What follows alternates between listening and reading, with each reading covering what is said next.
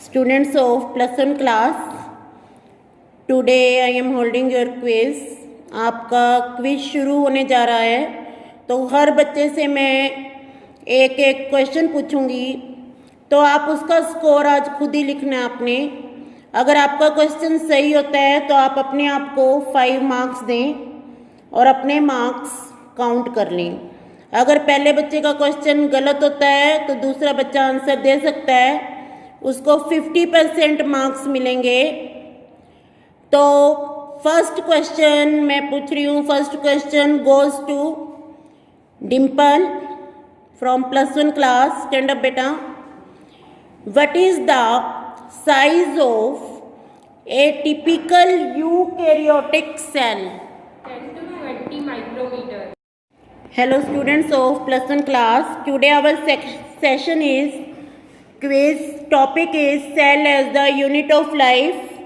Quiz के rule हैं आपके लिए कि हर बच्चा क्विज में जो भी क्वेश्चन पूछा जाएगा उसका आंसर देगा और अपने मार्क्स लिखते रहने हैं। आपके करेक्ट आंसर के 5 मार्क्स होंगे, नेगेटिव मार्किंग नहीं है। अगर आप आंसर नहीं दे सकते तो क्वेश्चन नेक्स्ट टर्न को पास हो जाएगा और बोनस मार्क्स 50% मिलेंगे, 2.5 नंबर मिलेंगे। तो हम शुरू कर रहे हैं। First question goes to Dimple.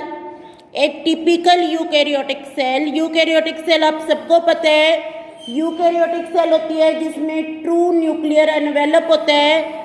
इसका आपने साइज बताना है। What is the size of a typical eukaryotic cell? 10 to 20 micrometer.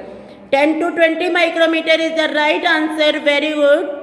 You got the 5 points. Sit down.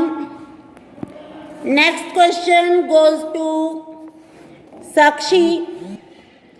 Question है what is the size of typical bacterial cell. अब आपको पता है bacteria में न्यूक्लियस नहीं होता, साथ में आपको ये भी पता है bacteria belong to Monera, Monera kingdom से बिलोंग करते हैं।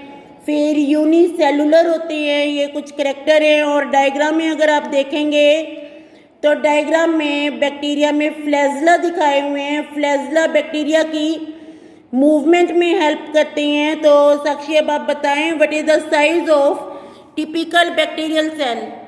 1 to आगे बेटा। 2 yes, micrometer. Very good. 1 to 2 micrometre is the right answer. You got the 5 point. Sit down. Next Anju, stand up. अगला क्वेश्चन है what is the size of PPLO? पहले तो ये बताओ कि आपको PPLO की फुल फॉर्म पता है?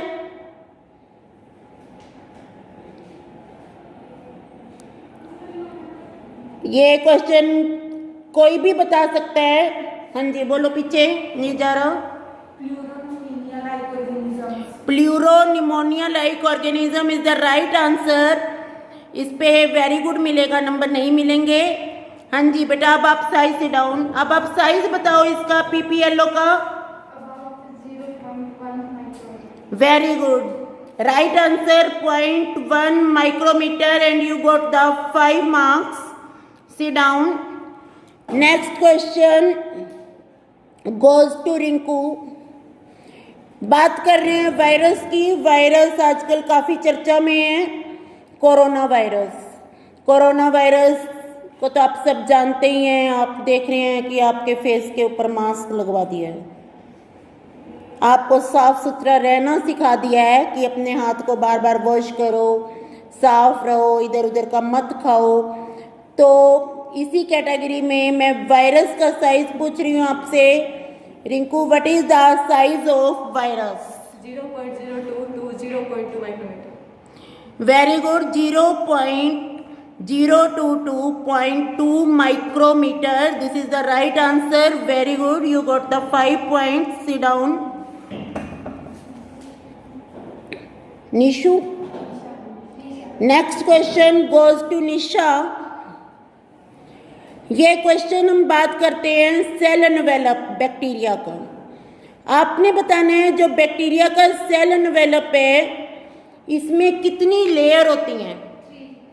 वेरी गुड, 3 लेयर होती हैं। क्या आप लेयर्स के नाम बता सकते हैं? बोलो।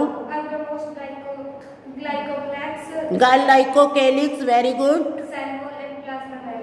Very good. Outer most glycocalyx, then cell wall, then plasma membrane. तो बीच की लेयर कौन सी हुई? Cell wall, very good, right answer. You got the 5 points. Sit down.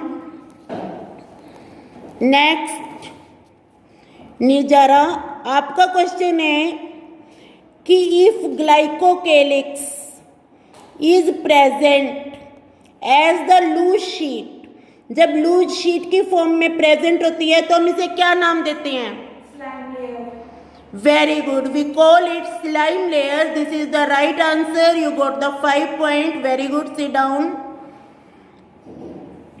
Next question goes to Rohit. Stand up बेटा। आपका क्वेश्चन है, अगर glycocalyx, if the glycocalyx become thick and tough, what is the name of that glycocalyx? Capsule is the right answer.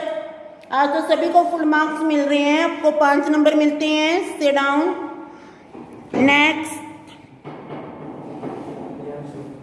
यांशु, question है बेटा आपका, name the structure which determine the shape of cell. और जो cell को shape को maintain करता है, cell को ब्रस्टिंग से रोकता है और कोलैप्सिंग से रोकता है, you have to name. That is cell wall. Cell wall is the right answer. Very good, sit down. Next, Aman, आपके लिए क्वेश्चन है कि सेल मेम्ब्रेन बैक्टीरिया की अंदर की तरफ फोल्ड हो गई है, उसके फोल्ड होने से एक स्ट्रक्चर बन रहा है। What is the name of this structure? Very good, this structure is called mesosome. आपको भी 5 नंबर मिलते हैं। नेक्स्ट, अमित, आपके लिए क्वेश्चन है बेटा, जो मेसोसोम है, मेसोसोम किस किस फॉर्म में मिल सकते हैं? मेसोसोम की कौन कौन सी फॉर्म है? Vesicles, tubules and lamellae.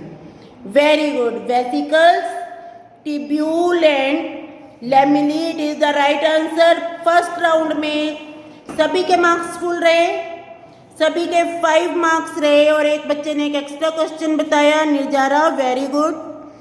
Next question goes to Dimple. Name the structure in bacteria which help in movement of bacteria, जो बैक्टीरिया की मूवमेंट में हेल्प करता है। फिलामेंट से बना होता है, क्या बोलते हैं उसको? फिलामेंट उसका एक पार्ट है बेटा। कौन सा स्ट्रक्चर है? लंबा सा स्ट्रक्चर है जो कि flagella is the right answer. Flagella plural को बोलते हैं, सिंगुलर को फ्लैजिलम बोलेंगे। Very good, full marks. Next, Sakshi, आपका क्वेश्चन है, name the 3 part of flagellum. Flagella के 3 पार्ट होते हैं, तीनों पार्ट के नाम बताएं। आता है? बोलो बेटा।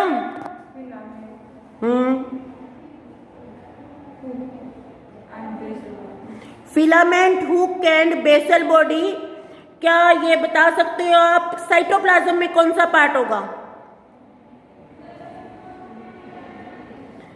Filament, hook and basal body में साइटोप्लाज्म में कौन सा पार्ट होगा? हाँ जी, बेसल बॉडी साइटोप्लाज्म में होंगी। Very good. अब क्या क्लास में कोई बच्चा बता सकता है कि बेसल बॉडी एक और सेल ऑर्गेनेली में चेंज हो सकती है, इंटर कन्वर्टिबल है। बेसल बॉडी एक और सेल ऑर्गेनेली बना सकती हैं, वो सेल ऑर्गेनेली बेसल बॉडी बना सकता है। Any student can you tell this? मैं आपको एक क्लू देती हूँ, वो सेल ऑर्गेनेली एनिमल में होता है, प्लांट्स में नहीं होता। न्यूक्लियस के पास होता है साइड में। जब हम एनिमल सेल का डायग्राम बनाते हैं, न्यूक्लियस के पास हम एक सेल ऑर्गेनेली बनाते हैं जो पेयर में होता है। एनीवन कोशिश करो अमित बता। हाँ जी, this is centriole. Centriole is always found in animal cell, absent in plant cell. Centriole can be converted into basal body and basal body can be converted into centriole. Next किसकी turn है? Anju. What is the shape of पिलाई? पिलाई जो होते हैं attachment में help करते हैं, आपने शेप बतानी है।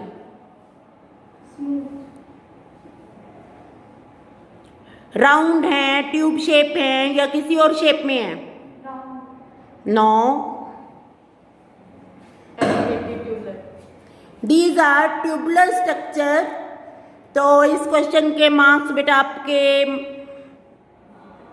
माइनस तो नहीं हुए, क्वेश्चन के मार्क्स खत्म हो गए हैं और आपको मिल गए हैं इसके एक्स्ट्रा 2.5 नंबर। बैठ जाओ, थोड़ा सा और ध्यान से पढ़ो। इसके बाद next question goes to Nisha. Dash are small bristle like fibres. Bacteria में छोटे छोटे ब्रिस्टल, जैसे कंगे में आप देखते हैं छोटे छोटे कंगे में, जिनको आप ब्रिस्टल ही बोलते हैं, टीथ भी बोल सकते हैं कि कॉम्ब के टीथ हैं। ऐसे ही बैक्टीरिया में भी स्मॉल ब्रिस्टल लाइक फाइबर होते हैं जो कि सेल से बाहर निकल रहे हैं। What is the term used for these? Fimbria is the right answer. Very good. ये fimbria होते हैं। नेक्स्ट क्वेश्चन goes to निर्जरा। बेटा आपने ये बताना है जो पिलाई हैं इनकी कंपोजिशन क्या है? ये कार्बोहाइड्रेट से बने हुए हैं, लिपिड से बने हुए हैं या प्रोटीन से बने हुए हैं? They are made up of protein. Very good. Right answer. Sit down. अब अगला क्वेश्चन रोहित के लिए। आपने बताना है name the structure in bacteria. Bacteria cell में कौन सा स्ट्रक्चर है which help in DNA replication? Name the structure in bacteria which help in DNA replication. Next, Mesosome is the right answer. आपको 2.5 नंबर मिलते हैं बोनस के। बैठ जाओ बेटा दोनों, तुम्हारा अपना क्वेश्चन।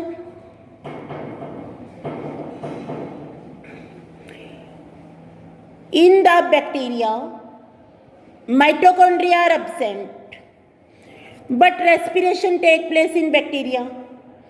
तो जो रेस्पिरेटरी एंजाइम्स हैं बैक्टीरिया में वो कहाँ लोकेटेड होते हैं आपने बताना है।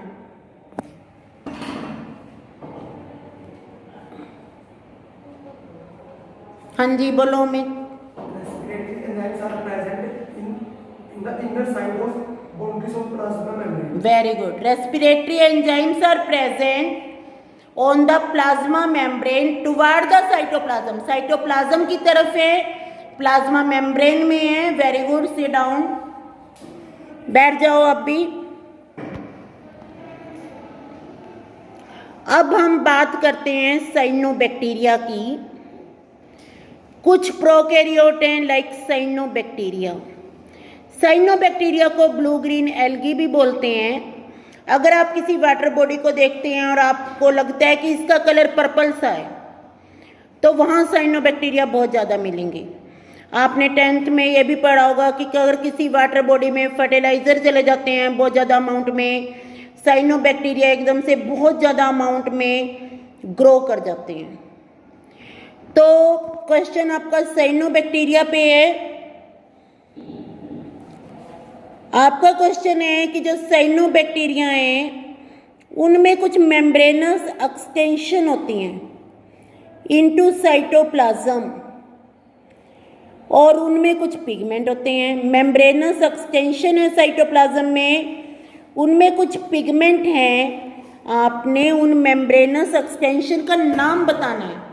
Chromatophores. Chromatophores is the right answer, very good. Sit down.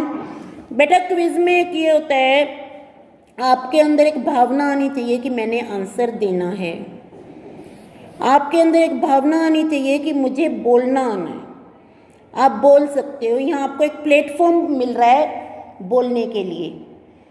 दो ही एस्पेक्ट होंगे क्वेश्चन के, या तो वो ठीक होगा या गलत होगा।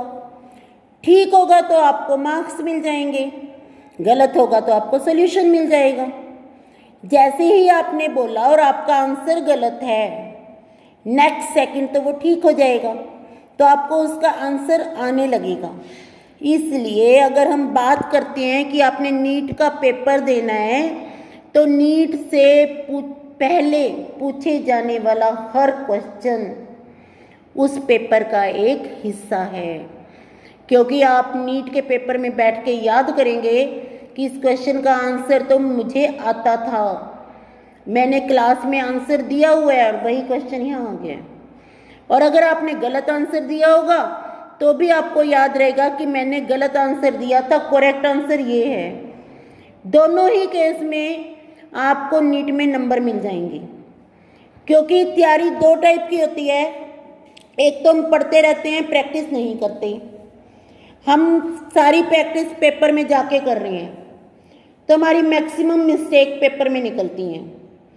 दूसरी है जो बहुत अच्छे बच्चे करते हैं, अपनी मिस्टेक सारी घर पे छोड़ जाते हैं। घर पे मिस्टेक कब छोड़ोगे? अगर प्रैक्टिस घर पे करोगे। जितने ज़्यादा क्वेश्चन तुम करोगे उतना आपको पता लगेगा कि हम यहाँ गलत हैं। जब हमें पता लग जाता है हम यहाँ गलत हैं तो करेक्शन साथ साथ शुरू हो जाती है। कई बार एक पेज है, हम उसको पढ़ रहे हैं, हमारा दिमाग परसीव करता है ये तो हमें आता है।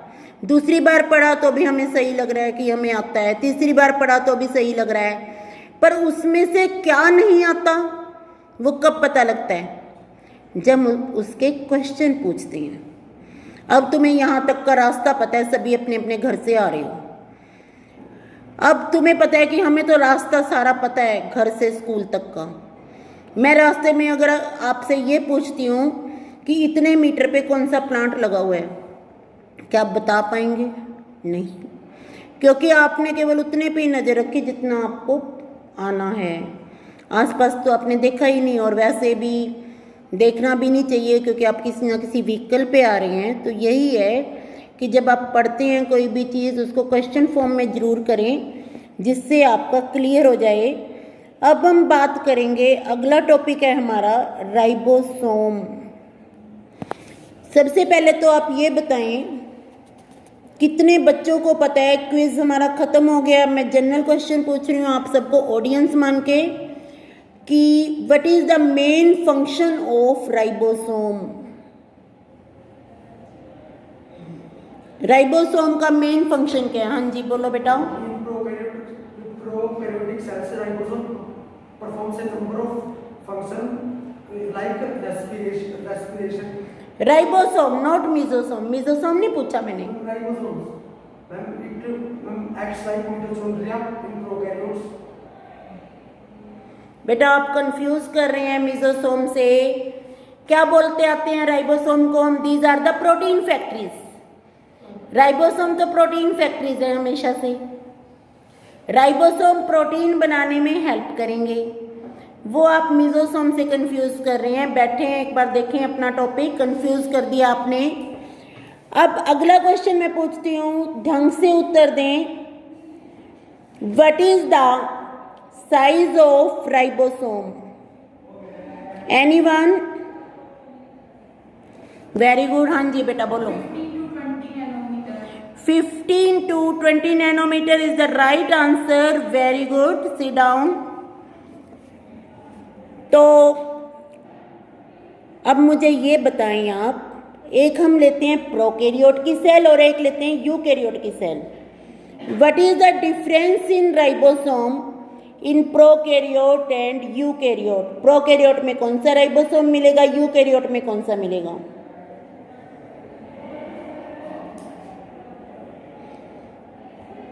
बेटा ये तो सेल का जब डायग्राम बनाते हैं तभी हम कर लेते हैं। प्रोकैरियोट में राइबोसोम मिलते हैं 70S और यूकैरियोट में मिलते हैं 80S। 70S राइबोसोम के दो पार्ट होते हैं, आपकी बुक में भी दिया हुआ है 50S एंड 30S। इनको ज्वाइन नहीं करना, इनको ये नहीं आपने करना कि प्लस से तो 70 बन ही नहीं रहा है। और 80S के दो होते हैं 60S एंड 40S। तो कल इसी चैप्टर का क्विज रहेगा, इसको आप अच्छे से करके आएँ।